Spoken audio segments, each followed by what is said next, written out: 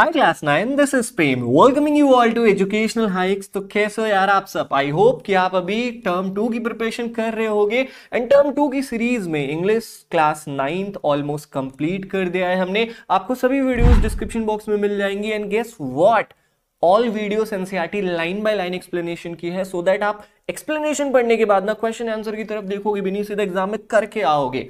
So let's get started with the poem number 2 of your class 9th beehive English on killing a tree. अब देखो इस poem को पढ़ेंगे, ये poem number 2 है और आपके टर्म 2 के एग्जाम में आ रहा है। ऑन किलिंग अ ट्री को पढ़ करना आपको ऐसा लगेगा कि जो पोएट है वो ताना मार रहा है हमें। अच्छा, ताना मारना जानते हो?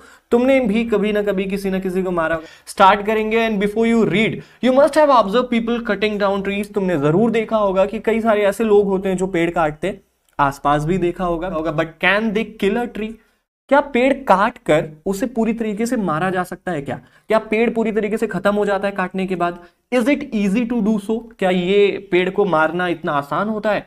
Let's read the poem. इस पोयम को पढ़ेंगे एंड हम पता करेंगे कि poet on killing a tree यानी पेड़ को काटने को लेकर क्या कह रहा है। ये पूरी पोयम एक इमोशनल पोयम है। पोएट हमें समझाना चाहता है कि भाई पेड़ की भी फीलिंग्स होती है जैसे हम इंसानों की फीलिंग्स होती है। तो पढ़ेंगे इसे और आई होप कि आपका भी माइंड जो अभी तक पेड़ों को लेकर था वो चेंज होगा। सो हम स्टार्ट करेंगे इस पोएम के लाइन बाय लाइन एक्सप्लेनेशन को। It takes much time to kill a tree, not a simple jab of the knife will do it. क्या कह रहा है पोएट? पोएट कह रहा है कि भाई इट टेक्स मच टाइम, मतलब काफी समय लगता है एक पेड़ को किल करने में। देखो, किल करना और कट करना ये दो अलग अलग चीजें होती हैं। पेड़ को काटने के बाद पेड़ फिर से रीग्रो हो सकता है, लेकिन किल करने के बाद यानी जड़ से उखाड़ने के बाद पेड़ दोबारा कभी भी नहीं उगता है ना। तो पोएट कह रहा है कि भाई अगर तुमको पेड़ को जड़ से उखाड़ना है ना तो इसमें काफी समय लगता है। Not a simple jab of the knife will do it. अगर तुम चाहो कि चाकू या कुल्हाड़ी के एक वार से तुम पेड़ को खत्म करना चाहो तो ऐसा संभव नहीं है। नॉट अ सिंपल जैब। जैब का मतलब क्या होता है? जैब का इंग्लिश मीनिंग होता है कट रफली, या हम इसको हिंदी में कह सकते हैं वार करना किसी पर। जैसे हम चाकू से और कुल्हाड़ी से पेड़ पर वार करते हैं ना, तो पोएट वही कह रहा है कि भाई तुम चाकू से या कुल्हाड़ी से पेड़ के ऊपर वार करके या पेड़ को काट करके अगर चाहो कि तुम पेड़ को किल कर लो तो ये पॉसिबल नहीं है। क्यों नहीं है? क्योंकि it has grown slowly consuming the earth. क्योंकि ये जो पेड़ है जब ये छोटा था ना, तो जब इसका बीज जमीन के अंदर लगाया गया था तो इसने क्या किया था? कंज्यूमिंग द अर्थ का मतलब क्या होता है? धीरे धीरे इस बीज ने ना अपने जड़ों को मिट्टी के अंदर फैलाया था। अर्थ का मतलब यहां पर हो गया सॉइल। ठीक है, देखो यूट्यूब में आपको जितनी भी वीडियोस मिलेंगी ना, इस लाइन को कभी भी करेक्टली एक्सप्लेन नहीं किया है किसी ने। इस लाइन का एग्जैक्ट मीनिंग ये है कि भाई जब प्लांट, जब उसका सीड मिट्टी के अंदर लगाया जाता है ना, तो वो अपनी जड़ों को फैलाना शुरू करता है। पेड़ अपने जड़ों को मिट्टी के अंदर ही फैलाते हैं, कंज्यूम करते हैं। ठीक है, और आगे देखते हैं राइजिंग आउट ऑफ इट। और उसके बाद जड़ों को फैलाने के बाद ये पेड़ क्या करता है? मिट्टी से थोड़ा थोड़ा बाहर निकलने की कोशिश करता है, फीडिंग अपॉन इट्स क्रस्ट। और ये पेड़ जैसे जैसे बड़ा होता है ना, तो इसको खाना भी चाहिए ग्रो करने के लिए। तो ये खाना इसको कहां मिलता है? मिट्टी के क्रस्ट से। क्रस्ट किसे कहते हैं भाई? Top layer of soil.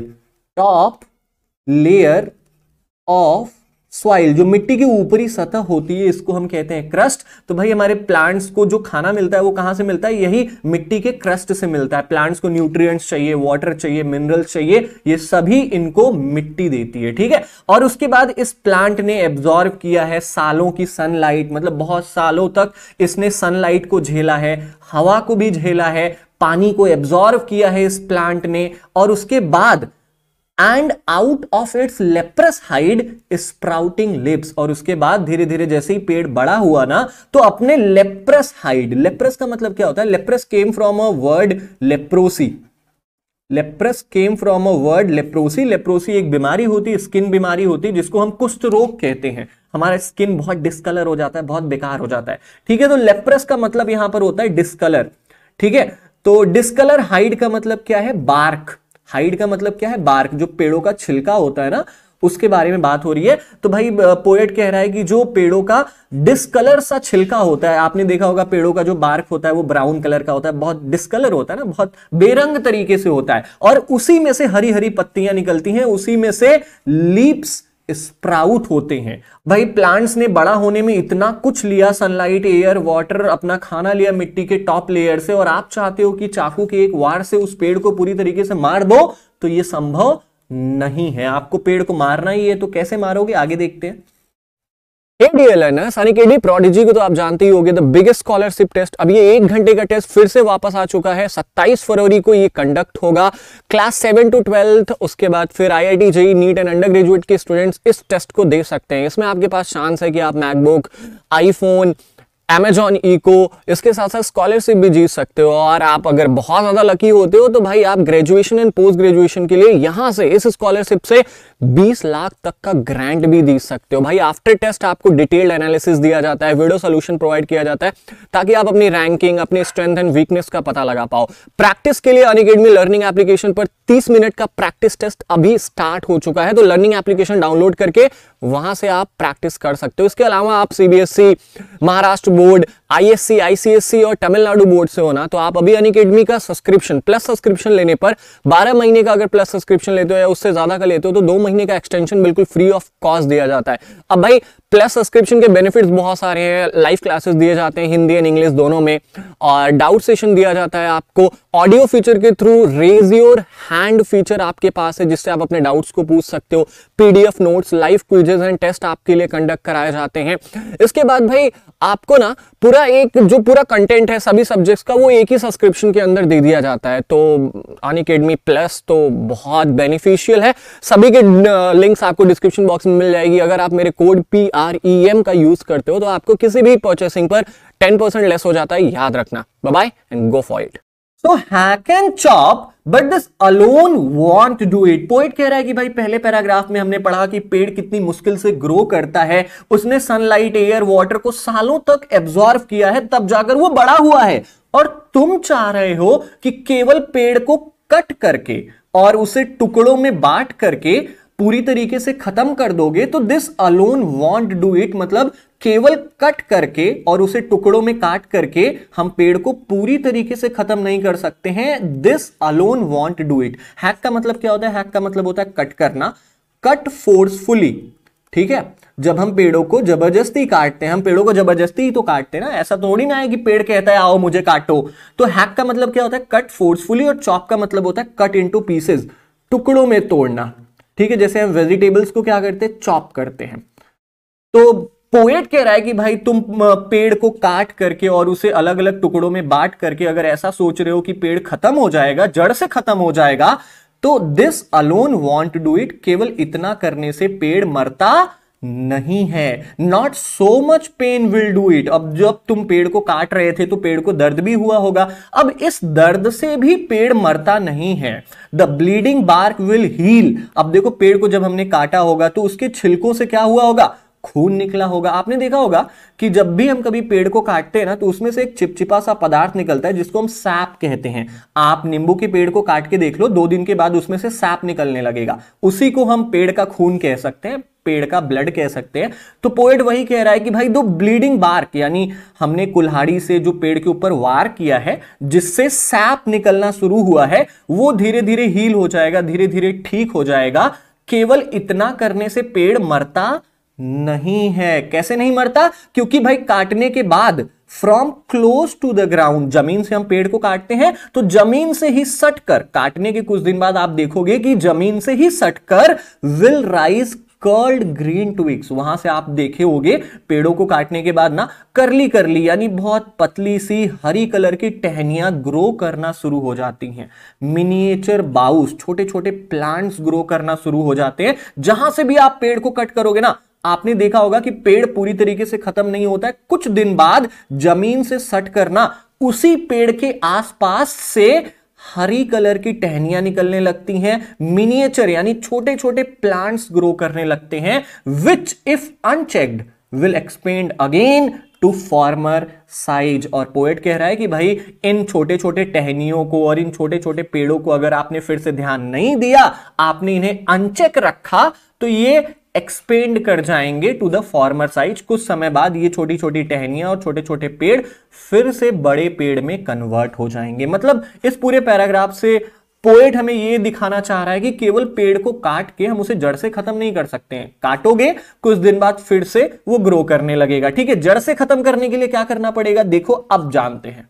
No, सबसे पहले इसने नो किस लिए कहा है, क्योंकि भाई पेड़ को काट के तुम उसको हमेशा के लिए खत्म नहीं कर सकते हो। कैसे खत्म करोगे उसे हमेशा के लिए, the root is to be pulled out, पेड़ के जड़ को तुम्हें निकालना पड़ेगा। Out of the anchoring earth, कहां से निकालना पड़ेगा, एंकरिंग अर्थ से, मतलब जमीन में से उस पेड़ की जड़ को उखाड़ना पड़ेगा तुम्हें।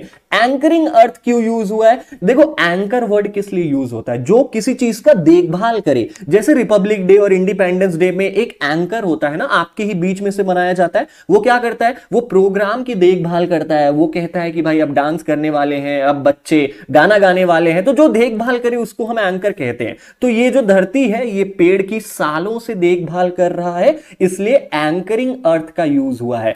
पोएट कह रहा है कि भाई अगर तुम्हें पेड़ को जड़ से खत्म करना है तो उसे उसकी जड़ को बाहर निकालना पड़ेगा, उसे अपरूट करना पड़ेगा। कहां से निकालना पड़ेगा, जमीन के अंदर में से, जहां से वो सालों से एक ही जगह पर खड़ा है ना, उस जमीन के अंदर से उस पेड़ की जड़ को तुम्हें निकालना पड़ेगा। और कैसे निकालोगे, it is to be roped, सबसे पहले तुम्हें पेड़ पर रस्सी डालनी पड़ेगी, उस रस्सी से पेड़ को बांधना पड़ेगा, टाइड करना पड़ेगा, एंड पुल्ड आउट, और उसके बाद उसे खींचना पड़ेगा। चाहे तो तुम स्नैप्ड आउट का मतलब चाहे तो तुम टुकड़ा टुकड़ा करके उस पेड़ को खींच लो, स्नैप्ड आउट का मतलब होता है चॉप्ड आउट। ठीक है, आप चाहो तो पहले उसके ब्रांचेस को रस्सी से बांध के खींच लो, फिर उसके बाद उसकी जड़ को खींचो, या आप चाहो तो उसे पूरी तरीके से एक ही बार में रस्सी बांध के पूरे पेड़ को उखाड़ सकते हो, और पुल्ड आउट इंटायरली, पूरी तरीके से उस पेड़ पर रस्सी बांध के पूरे पेड़ को खींच सकते हो तुम। इस तरीके से तुम उस पेड़ को जड़ से उखाड़ सकते हो। आउट फ्रॉम द अर्थ केव, अर्थ केव का मतलब क्या है, अब देखो पेड़ जो होता है ना वो अपनी जड़ें फैला लेता है जमीन के अंदर। अब जहां जहां उसकी जो जड़ें हैं, जो रूट्स हैं, वो गई होंगी, वो गुफा बना ली होंगी। ठीक है, तो उस अर्थ के केव में से तुम्हें उस पेड़ को उखाड़ना पड़ेगा, and the strength of the tree exposed, और इस तरीके से उस पेड़ की जो ताकत है वो बाहर आ जाएगी। स्ट्रेंथ ऑफ द ट्री क्या होता है, पेड़ की ताकत कौन होता है, रूट। ठीक है, इस तरीके से उसकी जड़ बाहर आ जाएगी, एक्सपोज हो जाएगी, हमें दिखने लगेगी। मतलब तुम रस्सी वस्सी बांध के उस पेड़ को जमीन के अंदर से खींच लोगे तो तुम्हें उस पेड़ का जो स्ट्रेंथ है, यानी उस पेड़ का जो रूट है, वो तुम्हें दिखने लगेगा, वो एक्सपोज हो जाएगा। द सोर्स, ये जो पेड़ की जड़ें होती हैं, यही तो उस पेड़ का सोर्स होता है ना। ये पेड़ वहीं से तो ग्रो करना स्टार्ट हुआ है। सफेद कलर का होता है और काफी गीला होता है। जब तुम पेड़ को जड़ से उखाड़ोगे ना, तो जड़ वो जो होता है वो काफी गीला होता है। द मोस्ट सेंसिटिव, सबसे इंपॉर्टेंट हिस्सा होता है पेड़ का रूट। हिडन, ये छुपा होता है, सालों तक धरती के अंदर छुपा होता है। जब तक तुम इस रूट को खींच के बाहर नहीं निकालोगे, तब तक तुम पेड़ को पूरी तरीके से मार नहीं सकते हो। Then the matter of scorching and choking, और उसके बाद पेड़ को उखाड़ने के बाद स्कॉर्चिंग एंड चॉकिंग मतलब पेड़ सूखने लगेगा। Scorching and choking is a dual word, it is used for a word dry. इसका इन दोनों का मतलब क्या होता है, ड्राई करना। ठीक है, सूख जाना। उसके बाद जैसे ही जड़ से पेड़ निकलेगा वो फिर सूखने लगेगा। इन सन एंड एयर, धूप से, हवा से वो सूख जाएगा, धीरे धीरे ब्राउन होने लगेगा, धीरे धीरे वो सूखने लगेगा। जैसे सूखी लकड़ियां होती है ना ब्राउन कलर की, धीरे धीरे वो ब्राउन कलर का होने लगेगा, एकदम कड़ा हो जाएगा, हार्ड हो जाएगा, और अपने आप वो मुड़ने लगेगा और धीरे धीरे विदर हो जाएगा, यानी मुरझा जाएगा। विदरिंग का मतलब क्या होता है, मुरझाना। ठीक है, मुरझाना। ठीक है, धीरे धीरे वो पेड़ फिर तुम्हारा मुरझा जाएगा, and then it is done. और इस तरीके से तुम उस पेड़ को पूरी तरीके से खत्म कर सकते हो। जैसा हमने कुल्हाड़ी मारकर और चाकू मार के पेड़ को काट देते हो, उस तरीके से तुम पेड़ को मार नहीं पाओगे, केवल काट पाओगे। पेड़ को अगर मारना है तो उसे जड़ से उखाड़ना पड़ेगा। तो भाई ये सारी प्रोसेस देख के ना मेरे दिल में तो पेड़ के लिए काफी इज्जत आ गई है, इमोशन आ गई है। आज के बाद ना पेड़ उखड़ेगा और ना उखाड़ने देंगे। ठीक है, तो आप भी ऐसा ही करना। So this is the poem written by Gieve Patel. I hope आपको पोएम अच्छे से समझ में आया होगा। इस पोएम की लाइन बाय लाइन एक्सप्लेनेशन आपको अच्छे से समझ में आई होगी। इस पोएम की जो भी वर्ड्स मीनिंग है और जो भी इंपॉर्टेंट क्वेश्चन है वो हम नेक्स्ट पार्ट में लेके आएंगे। तब तक बने रहिए हमारे चैनल पर और देखते रहिए एजुकेशनल हाइक्स की धमाकेदार वीडियो। Bye bye, take care and जय हिंद।